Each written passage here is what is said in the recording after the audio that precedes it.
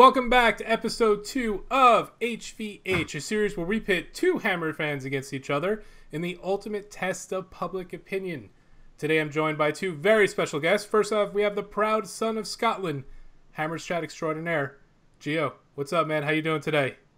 I'm not bad. I'm out of my comfort zone, not doing this presenting thing. It's a bit different for me. I'm looking forward to it. It's an honor that I get to do this, what you normally do, and not the reverse. So I appreciate you joining us today very much. And, of course, we have his co-founder of Hammer's Chat, the wonderful... I watch your vlogs. I think they're really cool. And just real quick, I know a lot of U.S. fans don't really get the experience every week, so we thank you for that. It is Gonzo. How you doing today? I'm all right, John. Thank you very much. And funny enough, for overseas fans, there's a reason we started doing it. But unlike Geo, I'm well in my comfort zone. I'm used to answering the questions. I'm used to being sat in my toilet, so I'm ready to go. Well, that's great. It's good to hear. And we're not going to waste any time. We're actually just going to dive right into it real quick. Just to go over the rules, whenever I feel like I agree with a point or I think they make a good point about any of the questions that I'm going to ask, they're going to go ahead and get a ding that you're going to hear right there.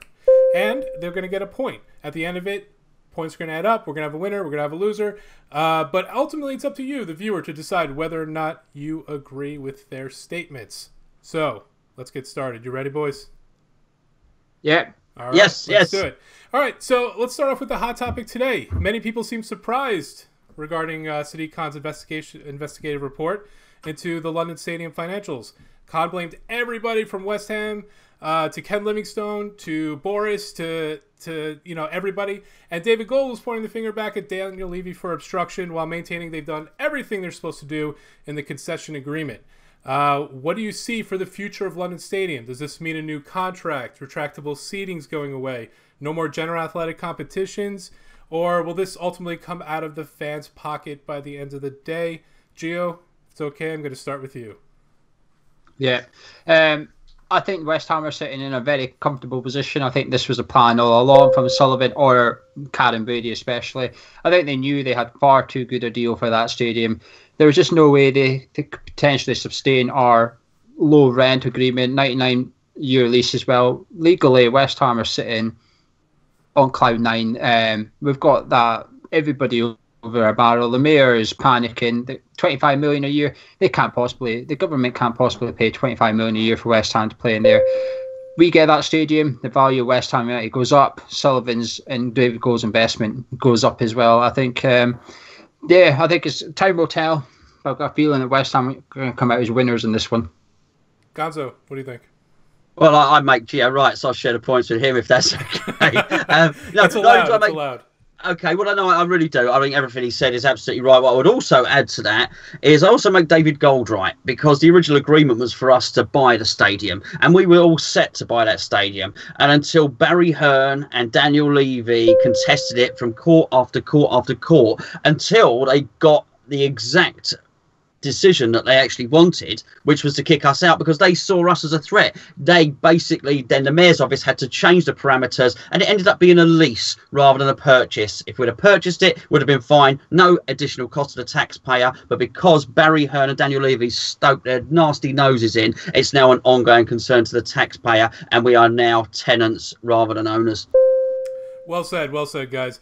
Geo, you earlier tweeted that 24 million stated in the London Stadium's loss was hilariously similar to the quote-unquote war chest that the Davids have supposedly going to gift David Moyes. And so just to shift gears a little bit, in today's market, can you see any position on the first team right now where 24 million would have any substantial effect to improve the squad whatsoever? Yeah, 24 million is plenty of money. You've got the right scouts in place. There's bargains to be had all over Europe. Tell you where there isn't much bargains to be had. That's Premier League, and for some reason that's where we consider to be doing most of our shopping. You go back a year ago to January 2017, we've got Snodgrass and Font. Now Font's turned out to be decent enough, but Snodgrass hasn't. That's because we're buying in a market which clubs don't have to sell. You look at Brighton, they went to the Bundesliga, they got gross. The player who created the most chances last season, 4 million quid. There's bargains to be had all over Europe. But the problem is West Ham United don't have this. Well, we've got the scouts in place, but we don't have the balls to go out there and buy those players because our director of football just ain't good enough. Our director of football, David Sullivan's experience and expertise, you want to call that, is in the Premier League, unfortunately. Also, you can go one league lower into the Championship. You've got the likes of Sambalonga down there, banging goals in Championship. You can get two. That's good. That's time on that. Gonzo, go ahead. Your minute. My minute. Right, okay. All I would say to counter what Geo has said, I do think there are bargains out there, but I'm not sure the Championship is really the sort of bargain basement jumble sale that we would hope it would be. If you look at quite a lot of the recent transfers, they're fetching quite large amounts of money up there. We've seen Ross McCormack go for 14-15 million over several seasons. Wolves have spent big money. I think it's quite the norm now for players to go for 15 million plus in a Championship. Chris Wood, of course, went from Leeds, I believe it was 18 million. I don't think you're going down there and picking up 2 players for 25 million from the Championship. I think you might get one. There are bargains in Europe, but as Geo said, you've got to have a good scouting system. I like Alessandro Florenzi, who's at Roma, who would shore up our defence. And I also like somebody who didn't quite make it in England. He's gone over to France, he's rebuilt his reputation, and he won the player in their 2nd division last season. That's John Bostock. He plays in central midfield. He's resurrected his career. He seems to have everything. I think you get him at a really good price. Not only good policy, but good names as well. It's not up to me, but I give the round to Geo Gonzo right there. Today also coming out, that's kind of been overshadowed a little bit. I don't know how much you've heard about it, but it was here on at least our ESPN FC and other outlets around on NBC Sports. Tottenham apparently has generated a lot of interest in Manuel Lanzini because of his relationship with Mauricio Pochettino, Argentinian, all that stuff. Apparently their dads know each other. As ridiculous as that sounds as a possible move, and we all know, Spurs are kind of struggling right now. It's happened before with Defoe, Carrick, and Scott Parker. Can you see something like that happening at all if this continues down the path? I mean, maybe not Spurs, but another top 6 team coming in? Gio, go ahead. I could see Spurs coming in for him. It doesn't matter who comes in. Every football player in this world has got a price. Manuel Lanzini, our owners would sell him for 50 million. Our owners would sell him for 40. So they're willing to sell him. What is the price? That is the question. It's not a case of will we sell him? Yes, of course we will. The question is what the price will be. Will he go to Spurs? If Spurs want him enough, they will. I don't think he's good enough for Spurs just yet. Lanzini's position is Eriksen's position. He's nowhere near Eriksen's position, sort of talent and ability. One day I think he could be. The problem with Lanzini is he's not got the manager to get the best out of him. Until we've got a manager to get the best out of him, we're not going to see the maximum price for him. We cannot demand 50 million for Manuel Lanzini yet because he's playing in a system that doesn't get the best out of him. If we get a manager in that does do that, he is a 50 million pounds player. So in order to get the optimum price for all our players, we need to be playing good football, winning football with the right man in charge. So to your question, can Lanzini go to a bigger club? Of course he can, really, if they offer enough money. But one thing I will give credit to this board for and always have, we're not a selling club anymore. So to get Lanzini out of this club, you're going to have to pay top whack. There's chance to Yeah, absolutely. Gonzo. I think with Tottenham's biggest problem really is that they have a good first team and their bench is very, very weak. So because of people, they can't get a good understudy to Harry Kane because they know they will be an understudy to Harry Kane.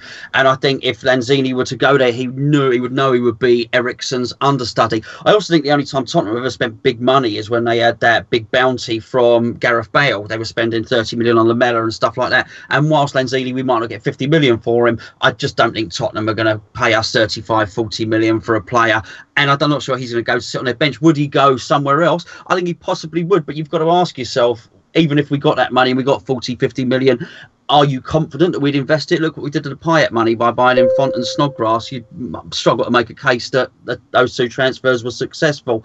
So do I think he'll go? Quite possibly. Do I think we would end up with a comparable player for the money? No, I don't.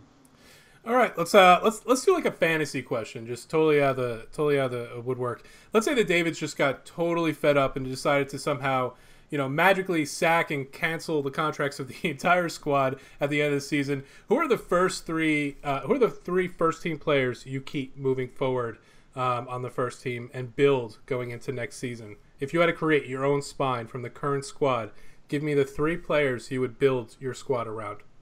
Actually, Gonzo, I'm going to start with you if that's okay. Well, when you said it was a fantasy question, I expected it to sound a little bit more racy, to be honest with you, Jonathan. But we'll stick with the football for now, shall we?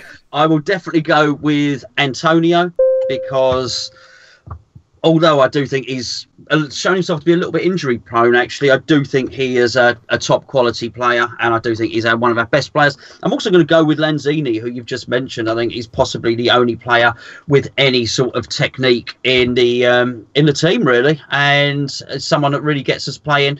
Also, we're so desperate for someone that can pass the ball in the midfield that there are no other midfielders that I would put in that bracket.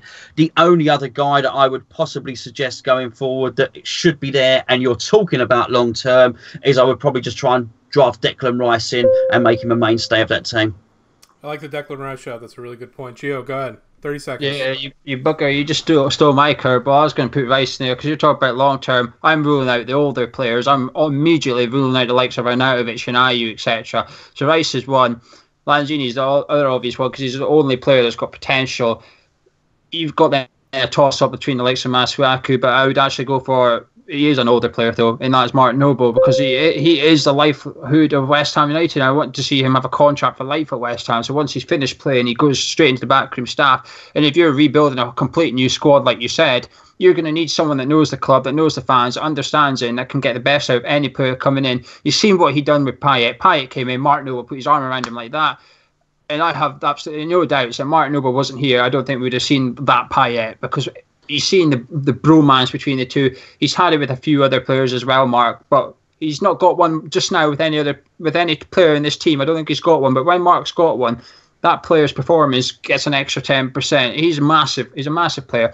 Lanzini, potential be world class. Will he be? Don't know. And like Gonzo said, Declan Rice, he's a future West Ham United captain. I was trying to catch one of you and not saying Mark Noble, so good on you for bringing it up, Gio. There comes a point where a bad run of form morphs into some kind of permanent decline, right? And it seems, sadly, that Joe Hart is kind of submerging into this woeful haze, I guess, if you want to call it. I'd say he was at fault for at least one of the goals on Wednesday. Case could be made for two of them due to contractual loan obligations. Obviously, we're not going to see him Sunday at the Etihad. If Adrian has a good showing, and I mean like a decent showing, a pretty good showing, is it time? Gio? Yeah. At the end of the day, I think Joe Hart's been a bit dodgy. His form been a bit dodgy. I don't think he's been awful. I think he's been average. But too often I've thought, after games and goals we've conceded, I thought, ooh, Hart could have done a bit better there. Hart could have done a bit better there. How often can I say that until he has to get dropped? Randolph, while he's not done glaring errors like Sir Randolph did last season, he's making small errors. He's getting beat too often. It's that dodgy left-hand side of his. It keeps going in. Watford with Charlison was the prime example. It was 1-0 at this point. That goal went in. If Hart could save it, we're still in the game, but he didn't. But the other problem is Joe Hart is going to cost you 15 million, 100 grand a week. Is he worth 100 grand a week next season? No, he is not. So at what point do you start planning for next season? At what point do you write this season off? Probably once you're safe. But Adrian's going to be here next season. So do you plan for him to be your number one keeper? I think right at this point, I think you're going to have to start to eventually, because I don't think 50 million, 100 grand a week is justifiable for Joe Hart. All right, point made. Gonzo, go ahead. Yeah, well, I think Gio's had a stormer there. To be fair, he's covered all the points with it. And so obviously I'm in his camp. I would keep Adrian in, particularly if he plays well and concedes less than 10 goals, which gets Man City. It's got to be a bonus, hasn't it, really? Yeah. I also think that you always get this. George Graham, who was manager of Arsenal, always used to say never buy a player on the way down. So never, because he said that they always think they're doing you a favour. Now, whilst I don't think Joe Hart has got a terrible attitude, he thinks he's doing us a favour just by gracing us with his presence.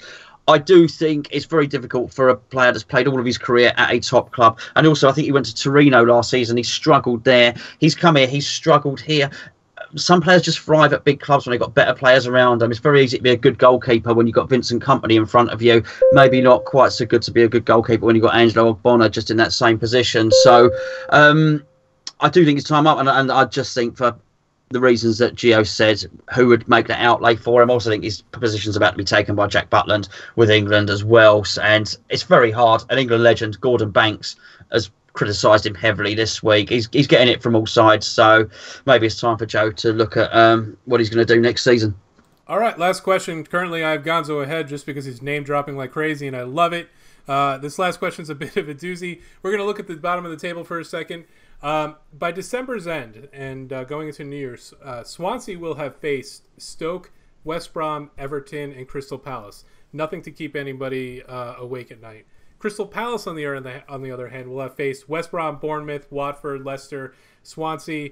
Again, not very frightening. Now you move on to West Ham's schedule for the rest of December. They have to face Man City at Etihad, Chelsea, Arsenal at home. I think they play a rainy night in Stoke, which everybody knows about, and then Spurs on New Year's Eve. I think I'm missing someone in there, but Newcastle. Thank you. Still, it's that's terrifying. I'm going to give each of you 1 minute to give me some kind of hope. Why this? Give me something optimistic that Hammers fans can cling to, something to watch for. I mean, there's a real scare that if this team can't pull some kind of decent run together in the next 3 or 4 weeks, you could be left in the dust considering everybody else's schedule. I need to be optimistic, and someone tell me why I should be optimistic. Geo, Gonzo, you're laughing, so I think I'm going to start with you. Yeah, okay, I'm going to lie for a minute for you. Okay. David Moyes, he was once, when he was drafted in as manager of Everton, they were really, really struggling. They were on their way down, and obviously he went on to have a good 10-year career there. But he did something in his first little transfer flurry, which was he got Lee Carsley in, and he got what were known as the Dogs of War. He called them Dogs of War. He set them up. They were very, very difficult to beat, and he put players in that were 2 players. I think it was Gravison was possibly the other one as well. That were just going to shield that back 4, and he produced a solid back 4, and he produced 2 players right in that position that were going to shield them. Now, I think he's come in, he's allowed players, particularly Andy Carroll, some allowances for their reputation. I think now he's seen how incredibly poor so many of our players are. So I think we're going to see big changes on those next games. And whilst a lot of those fixtures are going to come after the transfer window, I do think he's going to try and put something in place that makes us very, very, very hard to beat. I think he's going to start going for draws in this game. And I think if he can just keep us in touch up until January, beg your pardon, with some draws, some points that maybe we don't deserve, and luck, then we might well be able to push on once we get to that transfer window and claim some points afterwards. Oh, that was a 1 minute exactly. Thank you. Gio, go. Well, I'm not going to talk about the January transfer window because Jonathan's asked for December and you spoke about January. You've got to get there first. You got minus points. You can't see it. I took away a point. It's okay. What I am going to say, though, there's no pressure on us in the next 3 games. Man City away, we're expected to get thumped. There's no pressure on us. That helps a team massively. You've seen that against Everton. David Unsworth had no pressure. Sam Allardyce had that job. Pressure was off. They win 4-0. There's no pressure on us on Sunday. Chelsea next. They've got weaknesses. Not very much, but they've got weaknesses. And they don't thump teams. They tend to win 1-0, 2-0. And well, it's only 1-0 or 2-0. You've got a chance. You can get in that game. Arsenal, they've got weaknesses. You get into their face, you can get at Arsenal. Then the other fixtures you've mentioned, Stoke, Newcastle, they're winnable. They are winnable games. West Ham fans right now would take 7 points from December. Them 2 games at the end of it are winnable. You spoke about the other teams' games. Stoke have to play Swansea. One of them's losing that game, or they're drawing. Sure, they do play each other twice, yeah. One of those teams are dropping points. They've got to play the likes of Leicester. Leicester's not an easy fixture. They don't have easy fixtures. You might think it, but when you're down at the bottom and Wilfred Bone is your striker, that's not easy fixtures anymore. Be optimistic, Jonathan. I am. Well said, Gio. Thank you guys very much. And that's all the questions I have. I'm not going to give you my score, but I'm going to let the viewers decide who they think won this battle of public opinion. Thank you again, Gio. Thank you again, Gonzo. That's it for us here at Brace the Hammer and Hammers Chat. I'd like to thank you guys for joining us. Please like and subscribe the Hammers Chat forum channel. And, of course, visit our boys here at hammerschat.com. And why not, every now and then, stop in at bracethehammer.com. Oh, what is this? Up, thumbs up. Thumbs up. There you go. All right, thanks, fellas. You guys have a good one. Take care. Cheers. Cheers.